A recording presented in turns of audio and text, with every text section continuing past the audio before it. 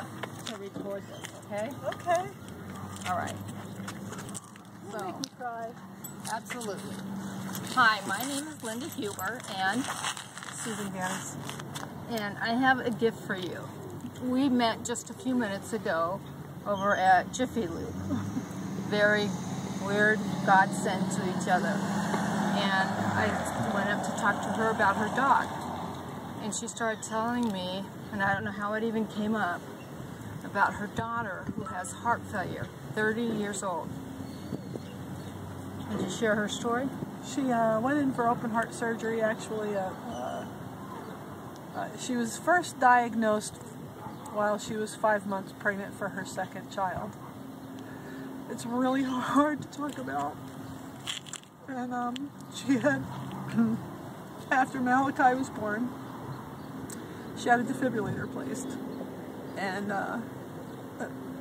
the septum of her heart measured at 29 millimeters of thickness, which wasn't allowing her heart to pump like it should, and it obstructed her mitral valve. And the surgeon in Florida thought he could go in and do a septal myomectomy to allow her ventricle to pump better, and she went into complete heart failure and passed away 3 days after her surgery. And she had actually needed dental work done before she could go through the open heart surgery, so I couldn't help her. It was going to cost well over $3,000, and we couldn't gather that much money. So I told her that there are so many people out there in this country that have more money than they can spend in a lifetime, and to reach out to others, and she did that. She created a YouTube video called A Heart Worth Saving,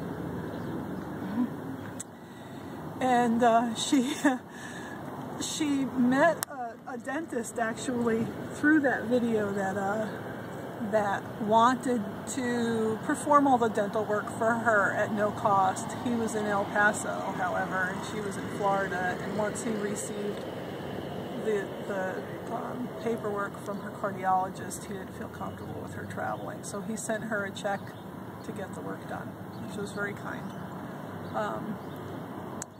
And that's that. She went in for the septal myomectomy. Once he resected that, the mitral valve was fine, but her tricuspid valve, the right side of her heart, failed. She had wound up throwing clots and just dying little by little. She went through 2 other surgeries after that, trying to save her life, but it was wasn't to be. Yeah. It wasn't to be. So she was 30 years and 7 months, and should probably have had a heart transplant, but without insurance, that wasn't to be. And so here we are. Anyhow, and that's kind of where we met with this story. I can't believe you have the same. Yeah, and I showed her, as you can see, my scar. Wow. Because I had open heart surgery. And I felt the defibrillator. And it's a pacemaker defibrillator in there. Recognized it immediately. Because I too have heart failure. In 2011, September of 2011, I was admitted to the hospital, and the doctor said that if I walked out, I would not have lived. And my mitral valve and tricuspid valve had completely shut down, and my heart was ballooned out with blood. And they put in an artificial pump to work for me.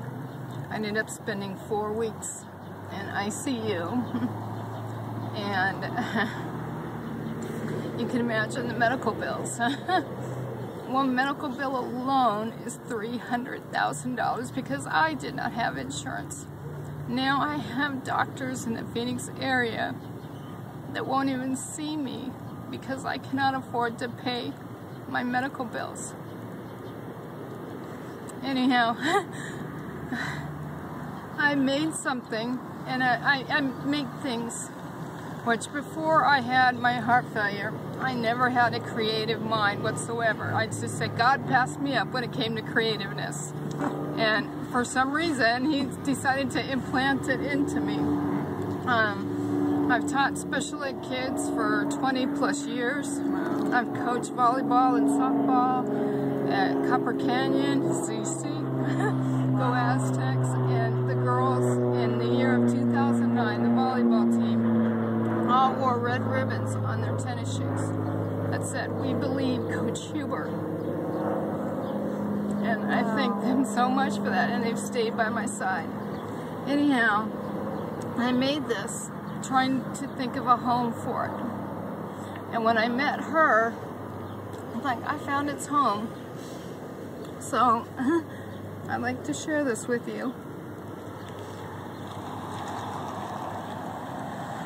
It's, as you can see, a face. Oh my God. In the shape of a heart. And my title of this is Heart Failure. You never know who it's going to attack.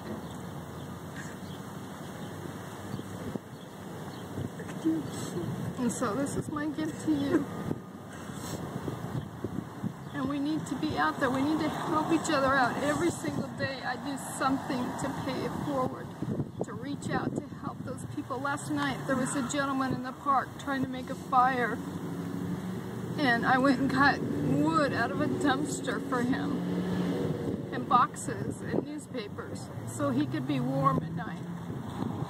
And I know I'm jeopardizing my own health by doing these things, but I just feel the need to pay it forward.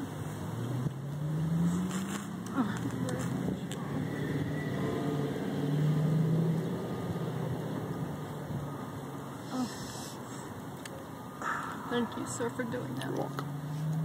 My daughter's story